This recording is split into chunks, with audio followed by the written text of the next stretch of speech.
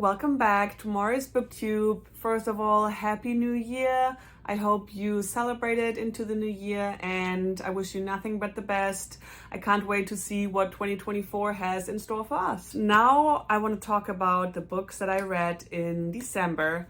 So last month I read 6 books, which is kind of the regular amount of books per month for me in 2023. So that was pretty good. I'm happy that I was able to read 6 books more or less each month, and December was no different. So I already talked about 2 books that I read, which was my Christmas video, like the 2 books that I read for Christmas, The Holidays and You Make It Feel Like Christmas. Super cute reads. I loved it. But yes, I already talked about those last month.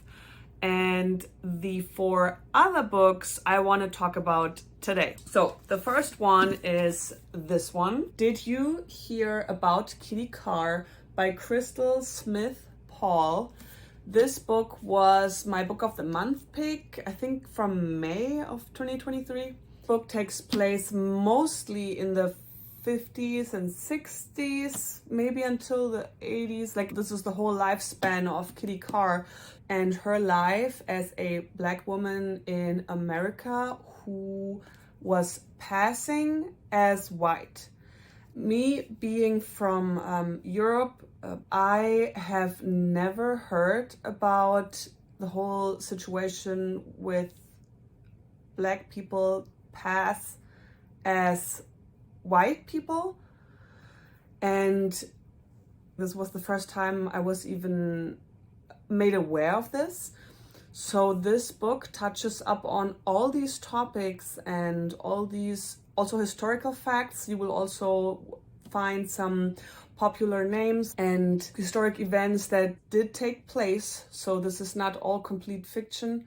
Even though the story is made up, it still has many facts from US history in it, and I was grateful to be educated on those topics and those issues and the situation back then, racism, and how people took advantage of having lighter skin. This was heartbreaking at times and sad, and yeah. I expected more of like a Evelyn Hugo type of book, but this ended up being more of for me at least, an educational book. So for me, I didn't read this for pleasure. I read this to widen my horizon. Is that how you say it? So for that reason, that was great. The historical aspects were very interesting and important. It was a good book. It is very long. I had to switch to audiobook, but nevertheless, I definitely learned something, and that's always a good thing. So the next book that I read, I also bought, but I ended up doing the audiobook. It is this one, The Paris Apartment by Lucy Foley. And yeah, I did not like this one. This is for one of my book clubs that are local here that will happen in a week actually. And this is the only reason I read it, the only reason I finished reading it, because if I would have picked this up just for the heck of it, I would have definitely DNF'd, because this was way too long and way too many things that didn't even matter in the end happened, and then it was just a lot. It was a lot going on, and it was how many pages was this? 306. Oh well, that was acknowledgements. Well, 300 something. So whew, I don't know if you like Lucy Foley, if you like the guest list, I guess maybe you would like this too. I will say that the ending was pretty cool. Even though I thought I know what happened and one thing was obvious to begin with, no, it was not, because the author switched it around and it ended up being something completely different. But still, it could not make me like the book. I still did not like it. So yeah, sorry. As I said, if you like the guest list, maybe give this a try too. I did not finish the guest list because that annoyed the heck out of me as well. But yeah, I don't know. I guess this is just not an author for me. The last book I read in December is this one, Pet by Akwaeke Emezi. They are actually the author of You Made a Fool of Death with Your Beauty, which I loved. And this was my second book that they wrote. This is a YA.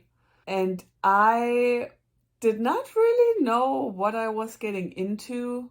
I still was unsure once I started reading it, and it took me a little while to get the vibe and get into this because, as I said, this is a YA, and it was very surreal, like the fantasy aspect of it. That is something I'm usually not used to, or I'm usually not interested in, like the fantasy vibes. But in this one, it worked. It was good. As I said, it took me a long time. I think 50 or 60%. In the beginning, it dragged a little. But I was positively surprised by the meaning behind the actual stuff, what was going on, like the monsters and angels and all this stuff, which was all just a mask for the real things that were happening. I don't want to give too much away, but this is definitely, it has a deeper meaning, topics that are very much real life events and are still happening today, unfortunately, of course. And Akwaeke Emezi touched up on some sensitive topics. I also like that they added some queer aspects to it, some like a trans character as well. So I always like the diversity of it. It was 200 pages, so not a long read. I did switch to audiobook as well because it was hard for me like reading the book. It was better hearing, and the narrator was fantastic. It is a sequel, which you can see here, Bitter. You will learn during the book that Bitter is actually the name of her mom. So that is a little intriguing. I was thinking of checking out what this is about, but I'm not sure because I wasn't too big on this one. Well, I'm gonna play it by ear. The other book that I read was Do Not Open by Kirsten Modglin, and I was definitely positively surprised by this. Before I read this, I never heard of that author, never heard of this book. I mean, this is fairly new. I think it just came out in October, and the audiobook just came out in December. She is a very active author. I think one of my book club members told me she's dropping books like it's candy. So she has a lot of books, and some of them I even saw, but I wasn't aware that it was this author. I only picked this one up because it's the pick for one of my book clubs for January, and I truly enjoyed it. I went into it pretty blindly. I forgot by the time I started it what it was about. So this is about an author who meets one of her fans who is also a film producer. So she hopes to get a gig, but then she gets abducted. And yeah, if you enjoyed Run on Red, you will definitely like this one because this gave me the same vibe, also about kidnapping and also very fast paced. What I mean by that is that it's hard to put down. It is super well written. It's entertaining. It keeps you like, what's going to happen next? Like, oh my God, I got to keep reading. So it's also a quick read. It's 200 something pages, not super long. So I truly enjoyed it, and definitely one of the books I can recommend. I forgot right now if I gave it 4 or 5 stars. It had everything that I needed. It kept me entertained. It kept me on my toes, and I truly loved the ending.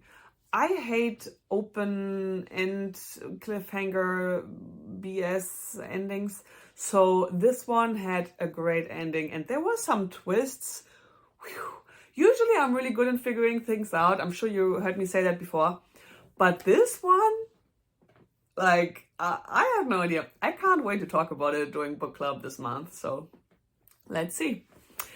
But yeah, guys, these were the 4 books that I read in addition to the Christmas books. Let me know if you read any of these or if you want to read any of these. And I'm excited to see which books I'm gonna pick up in January. See you next week. Bye.